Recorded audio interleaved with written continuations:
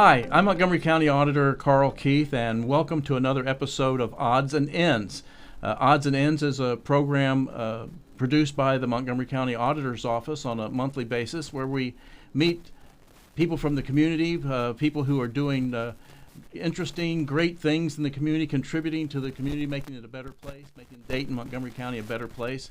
Say the voice of the Dayton Dragons. So you are the broadcast voice. Yes. On the was it WONE? That's correct. You got it. Okay, WONE, and you've been doing this now for how long? Well, let's see. I have been with the Dragons for 18 years, but I had 20 years in the minor leagues before I got to Dayton. So I guess this is my 38th year as a minor league baseball broadcaster. So, Carl, I've been doing this my whole life. I was say almost twice your half your life you spent here in Dayton. That's right. I've been doing this for a long, long time. I came out of college and got a job as a baseball play-by-play broadcaster, and the world has changed a lot since that time period. That was 1988, and think of how much the world has changed since 1988. So that's resulted in a lot of changes in terms of how we broadcast games and who we can get our broadcasts to and so forth. So it's been a fun ride for me. Did you play baseball? I played I played all the way up until high school. I played some in high school. Saw that there was not going to be a pro career as a player. And I grew up as a huge Reds fan in the 70s, which is a good time to be a Reds fan, of course. We thought that was the way it was always going to be in those days. We had Johnny Bench and Pete Rose and Joe Morgan, Sparky Anderson, and I was always a Tony Perez fan. Tony Perez, a Hall of Famer. Yeah. That was a great team to be a fan of.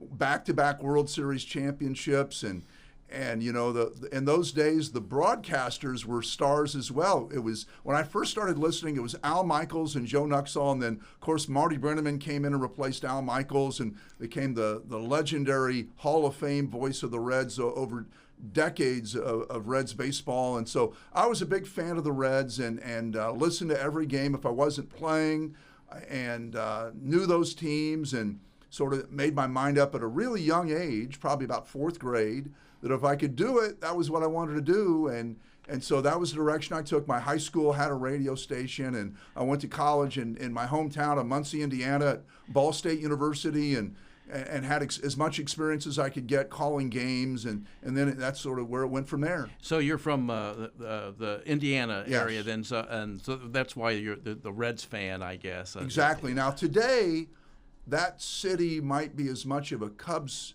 base as it would be a Reds, but in the 70s the Reds were king, and so there was no very few Cubs fans, at least in that part of Indiana, and the games were on TV in Indiana, the Reds games, that is, and so if you were in Indiana at that time, you were a Reds fan. It was a big Reds territory. I know going to a Reds game whenever the Cubs were in town, they always had a big following. They did. They always had a big following. So they're close enough to each other. I think they have a big following. So and that's they've cool. got fans because it's hard to get tickets at Wrigley Field. So right, yeah. If you can get tickets on the road, you do. And you're right. They travel well, as they say. And so that's kind of how I got involved initially. And then I came out of school, came out of college, had my degree. And so I got to a point where, like, okay, so where are we going to go now? What do I do? I've got this degree. I've got experience while in college calling games. And at that time, of course, there were no cell phones. So what I started thinking about, well, how am I going to get involved in this? And I went ahead and left a message for the broadcaster of the nearest team, which was the Indianapolis Indians. And their broadcaster was a gentleman by the name of Howard Kellman. This is 1988. And by that point, he had been with that team for about 15 years, and he is still with them to this day. Now, are they associated with the Reds? They were for a long time, yeah, yes. In the 70s, they were the Reds AAA club. Now they're with the Pirates, and the Reds AAA team is in Louisville. But at that time, he gave me a chance, and I called him. He called me back. I didn't even think he'd call me back. So if he hadn't called me back, I never would have even made the connection. He called me back, and I said, I'd like to get a job in baseball. What do I do? And he said, well, it's February. It's a little late for this year, but we do have a possible opportunity for a guy to come in and do some fill-in broadcasting. They had two broadcasters. He was the main guy. And the second broadcaster was a guy by the name of Tom Akins, and his primary job was he was part of the Indianapolis Symphony Orchestra. So on nights when they had concerts, which is like Friday and Saturday nights, if the team was at home, he couldn't do the broadcast. That's how he paid his bills was as a musician. Yeah. And so he said, well, send me a tape and we'll take a listen. So I sent him a cassette tape, which guys nowadays don't even know what a cassette tape is. Or have anymore. a cassette player. Yeah, right. So I sent him the tape. He called me back a couple of weeks later after he'd listened to it, and he said, we'll let you come down and do a game. It's good. Your tape's good enough to give you a chance. So I went down and did that first game, April of 1988, and after the game, he called me over and he said, we got about 50 more games for you. Oh, nice. And so that was the beginning of my career. So you started right off broadcasting games then, Yes. calling games. I mean, there's no internship or. Well, I had done an internship, Carl, in at college. that point. Yes, Yeah, in college with the station that carried the Pacers and Indiana University sports. They might have had the Colts, I think, at that time, possibly. But the guy that really gave me the chance was the Indianapolis Indians broadcaster, and I learned from him really the nuts and bolts, and to this day I'm thankful to him. Again, he's still there to this day. His name's Howard Kellman, and he helped me get my first full-time job, and I had to go to a small city and a small baseball team in North Carolina, single A team, Kinston, North Carolina. Now I will tell you this. Here's how, this is an interesting thing. Here's how my career started. So again, growing up as a Reds fan, you think it's always going to be that way where you're winning World Series titles every year. Right. So I start out my first year on our team that year. We had Randy Johnson, the big unit, eventually goes to the Hall of Fame. He's a minor leaguer. Okay. So I have him my first year. My second year, we had a guy named Larry Walker, goes to the Hall of Fame. My third year, we had a player by the name of Jim Thome, went to the Hall of Fame. So 3 years in, I've already had 3 players on the team who are going to go to the Hall of Fame eventually. And again, you think it's always going to be that way. It's not. But I've certainly over the years had my share of great players to broadcast with and broadcast for.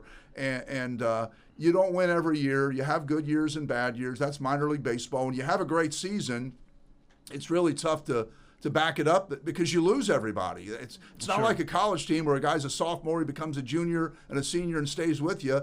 You have a guy who has a good few months with the team and he's on his way to the next level of the farm system. So it's tough to just keep it constantly talent flowing through, but that's what you hope that will happen. And we're a Reds farm club in Dayton, of course, so we're sort of at the mercy of the Reds. They control all the player signings and roster moves and so forth, and we control the other things, the event itself.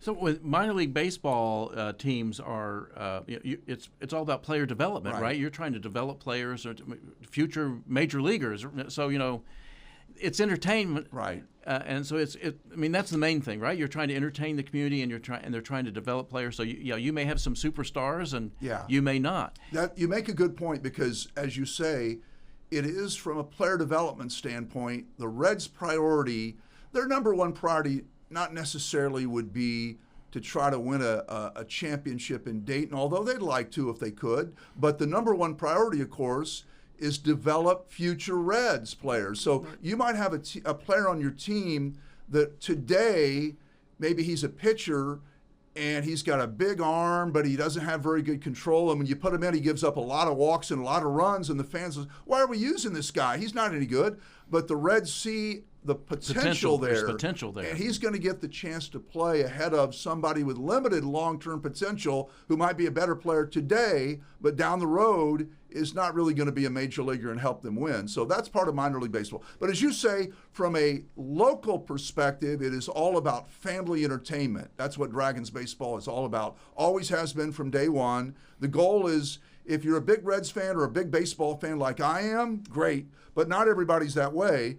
So the Dragons' goal would be, we're going to entertain everybody, whether you're a baseball fan or not a baseball fan at all. We think we can with family entertainment and customer service, you'll have a great night at a Dragons game. So there's a lot of things going on there. You know, a lot of in between innings and everything. But have you noticed the clock between innings? Has that speeded up things? Absolutely. Has limited some of the entertainment opportunities a little bit? I don't know. We've probably tried to work around that a little bit. I think it's not so much the between innings, that's gotten limited as the just sort of the dead time within the playing of the game. Like batter steps out after every pitch to readjust his batting glove and takes 20 or 30 seconds to get back in after every pitcher steps off the mound after every pitch to just take a big deep breath. That dead time, because the number of pitches thrown during a game really hasn't changed. Hasn't changed. And yet the length of the games is probably down 25 to 30 minutes. So without taking out any pitches, but taking out 25 to 30 minutes, it's just that wasted time. And I think Major League Baseball saw that they were losing a generation of fans who don't have quite the same attention span as the older folks like myself would have. And so that leisurely pace, you're losing some fans. And when they first announced that they were going to put that pitch clock in, and I think it's 14 seconds with nobody on base and 18 seconds with a runner on. With a runner on. Some people said, well, that's not a good idea. But after we actually saw it work, I don't know that there's anyone that's complained about having it out there, because most people don't even notice it. The pitcher just works at a faster pace, and the batter stays in the box, and the game keeps moving. I notice it. I keep my eye on the clock. Right. They got to pitch. They got to throw. That's right. I'm a season ticket holder, and I think it's what a good time it is, and what a great thing it's been for Dayton. So you've been here since my first year here was 08. Yes.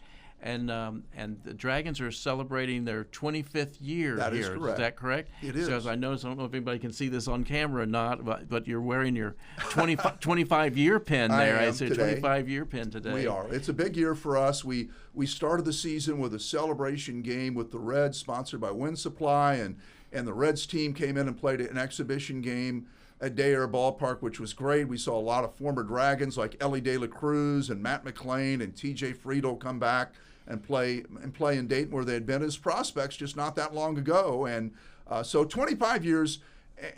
And Carl, you think about now, if you're a season ticket holder, and we appreciate your support, by the way, you would be able to think back over some of the big names that have come through here. Well, I was going to ask you that. I was going to ask you about some of the big names that you've witnessed. And well, just since I've been here, and I don't go back to the very beginning, where the first year you had Adam Dunn and Austin Kearns on the team, two guys who went on and had great careers in the major leagues.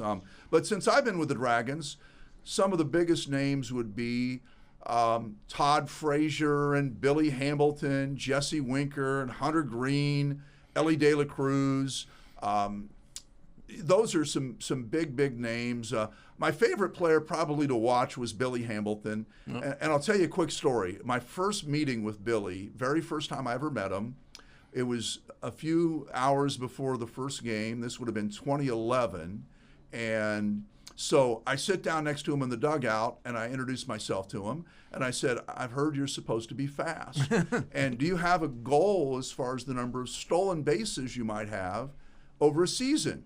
At that time, our team record was 37 stolen bases in a year. Okay. And he told me his goal, and he had a mathematical formula based on the year before he had 48, and they played exactly half as many games as we were going to play that season. So he wanted to just double it, stay on the same ratio. So his goal, he told me his goal was 96. And again, our club record was 37. So when he told me his goal was 96, I was like, whatever, man. That is, you're not even going to get close to that. So good luck with that. Well, he had broken the club record by the end of May. And by the end of the season, he had actually sold himself short, because by the end of the year, he had 103. Wow. And that was the most in the history of the Reds organization, major league or minor league. And it was just so fun to watch, because every time he got on base, the crowd would murmur. They knew who he was by probably the end of April, and they knew what was coming next, and that was he was going to run. And so it was always fun, because if he got on base, regardless of the score of the game, you knew there was going to be an exciting moment. Is he going to be and he got to the major leagues and did the exact same thing with the Reds. He didn't hit real well, but he was a big base exciting dealer. ball player. He was exciting ball player, because like I said, he was always, once he's on base, he was always a threat, and and that kept the pitcher, I think, a little bit on edge. It did, and the whole infield for that matter. Everybody. He forced more errors and more balks and wild pitches, because their mental clock sped up when he was in the game, and they try to rush things, and that leads to mistakes. So apparently, so that would be one of your memories, one of your Absolutely. best memories. You have other memories during your time with the Dragons? I would say one of the more dramatic periods was we had a player in 2017, Jose Siri, that had a 39-game hitting streak, meaning at least one hit in 39 consecutive games.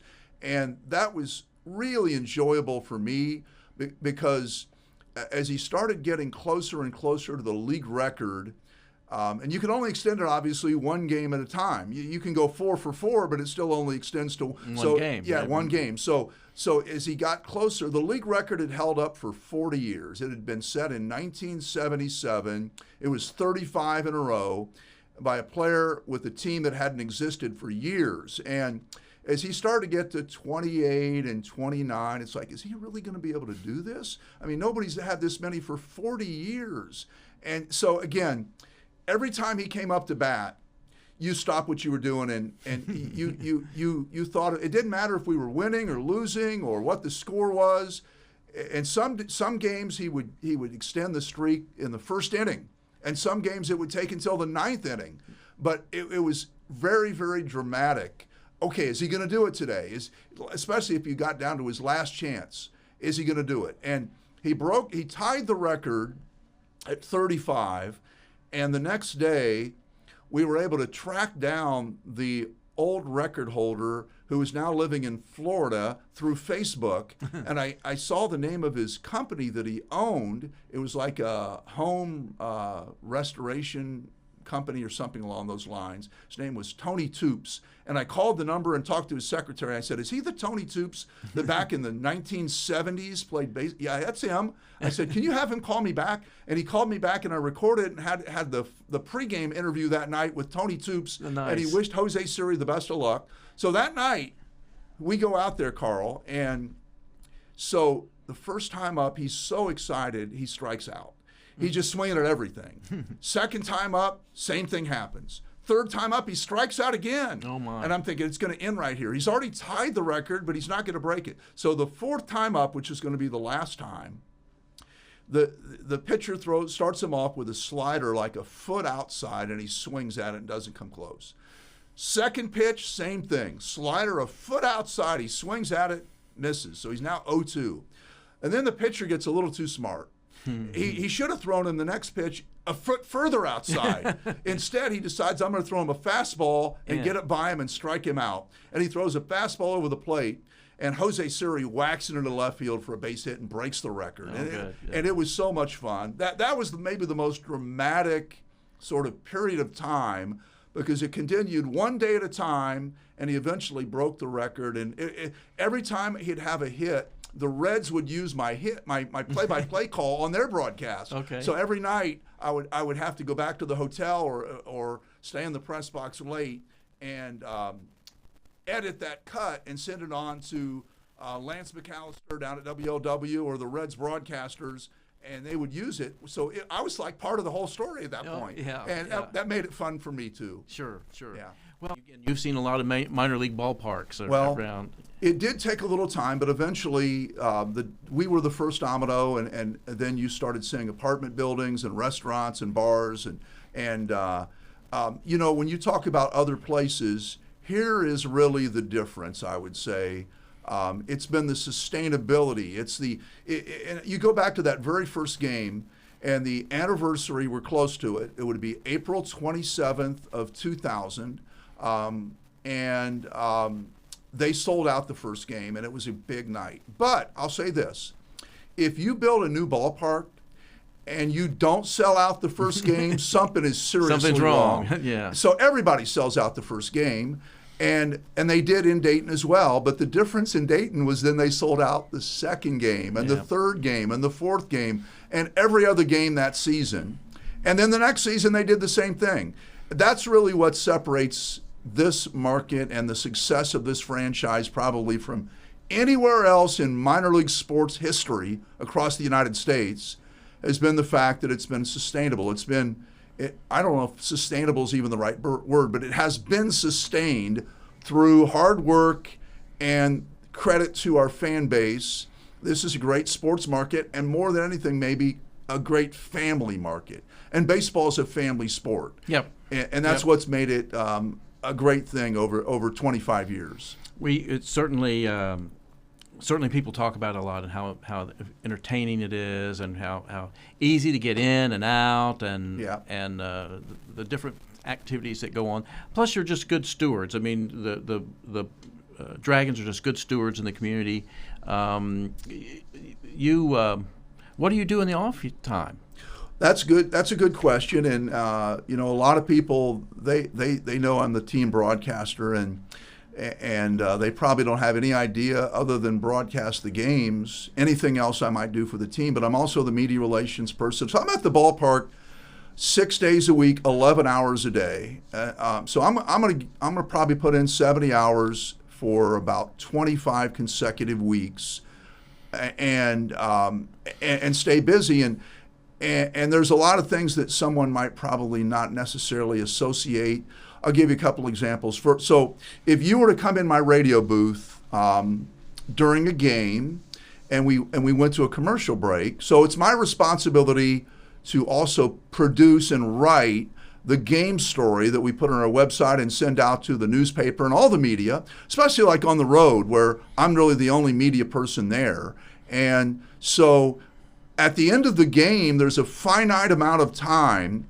The team bus is going to wait until the guys shower and get dressed, and it's going to go. So they're not going to. The guys don't want to sit around and wait for the broadcaster. Waiting for you. They're not going to wait for you. They don't want to do that. So I've got to do my radio post-game show, and then I've got to write the entire game story as best I can, and send it out to all our media and post it to our website, pack up my gear, and get down to the bus before the bus leaves. So during the innings, I'm actually writing the story during the inning break, so I can get as much of it. Maybe here's how we scored these 3 runs in the 3rd inning, and that's part of the story. So that's part of what I do as well. I'm sort of the sports information officer, historian, recording all the history, but also there's things that you wouldn't even think would necessarily be directly related. I mean, I spent a whole morning last week. All the stats have to really be correct, because the players, the stats are their report card. That's what they think gets them moved up to AA and AAA. Sure, their stats. yeah, of course. So if a guy didn't get credit for an RBI, or a pitcher thought that a run should have been unearned instead of earned, which would impact his earned run average. I mean, I spent a whole morning last week on the back and forth with New York, because we had a run that was showing up as earned, and our pitcher was convinced it was unearned, and he was right. And I looked at it and said, that's right, that should be unearned. And we just kept going back and forth trying to figure out, why is this going down in the book as earned? And you would say, why does it really matter? Well, the pitcher, again, that's his earned run average, and that's going to impact his stats that go on the back of his baseball card forever. So we had to get that right, and it took a whole morning. So again, that would be something that would fall into my area. But all the media coverage, if a television station wants to come out and interview a player, I've got to work it out. If a newspaper in a player's hometown in Boise, Idaho wants to talk to a player, we got to get pictures. We've got to get a phone interview with the player. All these things come to my department, and so I'm the media person for the team. I'll write the stories that go on the website. I'll call the games on radio, on WONE, and this would go back to how things have changed, because back in my early days, the only people that could really listen to the games were the people in that city listening to that radio station within their signal. Mm-hmm. But nowadays, I can have listeners in Europe, sure, because it's all on the internet, available to streamed. Yeah, right, exactly. Streaming. So every player's got family or girlfriend or parents or hometown fans listening out there. It keeps me on my toes a little bit, because a guy may walk up to me and say, "Hey, my mom says you said I should have caught that fly ball last night," and I'm in trouble here. But nowadays, by the time I get down to the team bus after the game, half the team is on their cell phone talking to their family about the game that they heard me call. Yeah. So that's the way it works now compared to those days. So do you have a statistician that works with you during the game? We do have a statistician in the press box that is feeds sort of you some of this yeah, stuff? But I mean, it's all available. I keep my own scorebook. I should have brought a copy of my scorebook, and we could show it on camera, because it's a hodgepodge of information, a lot of pre-game information I'll put in there. So when a player, I keep an index card on every player when he comes to bat, so I can have a little story to tell on every player. And every player does have a story, whether he's wherever he might be from, or whether he's a star player from. We had Hunter Green, for example. By the time we got Hunter Green as an 18-year-old, he had already been on the cover of Sports Illustrated by the time we got him. Yeah. But on the other extreme, there are players that no one was going to give a chance to at all, that just kept fighting and working to earn an opportunity. And some of those guys get to the major leagues eventually with just very little chance, but when they do get a chance, they take advantage. I remember when you had Matt McClain. Yes. When they signed Matt McClain, Right. and the Reds signed him, and he had and I think they gave him like a $4 million That's right. signing bonus. And I remember going to the game and sitting with my wife, and when he'd come up to the plate, I said, "There's the $4 million man right there." Yeah. And this season we've had Chase Burns, who was a $9 million Oh, wow. man. Wow. Just got moved up recently to AA, was throwing 100 miles an hour, and that wasn't even his best pitch. His slider was his best pitch. And $9 million signing bonus paid by the Reds. And again, we don't pay the players or employ the players. The Reds do that. We handle the event. The Reds make the decisions on who's in the lineup each night. If we've got a guy that's red hot and he's not in the lineup, we don't go to the manager and say, "Hey, why aren't you playing this guy?" That's their decision. We run the event. We do all the things that go into the marketing, the ticket sales, the operations. We arrange for the bus for the team, the buses now to travel on, the hotel on the road, all the equipment, the maintenance of the field and the facility. Again, all the marketing and advertising, all the entertainment, that all falls on our staff. And the Reds part of the deal, the partnership, is they supply the players, the coaches, and the training staff. And they have scouts looking for those players out there across the United States. So there's a lot more to it than just throwing a baseball and swinging at a bat. A lot going on. Okay, but now here's my most important question of the day. My most important question is, so what is your go-to snack at the ballpark?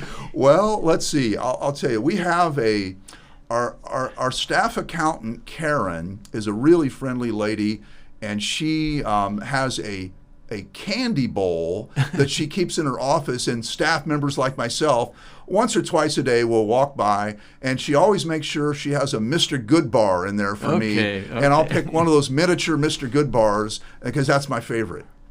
I am, what's the ice cream? Dippin' Dots. Dippin' Dots. Yes, my Dippin' wife and I Dots. always have to have Dippin' Dots whenever That's we very. go. I think Dragons baseball, if I'm not mistaken, I've heard this in the past, is like near the top of the entire country in Dippin' Dots sales per summer.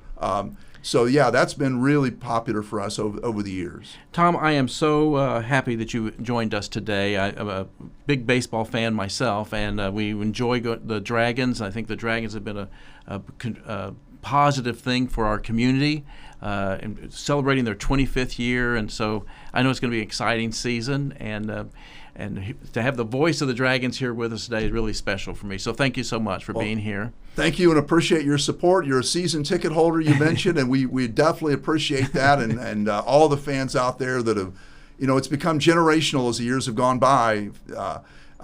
Fans have passed on their tickets to their kids, and then maybe in some cases their kids. So that's the way it works. So thanks for having me on today. Thank you. That's going to wrap us up for this month's issue of or broadcast of Odds and Ends. We will see you next month. Thank you so much for joining us.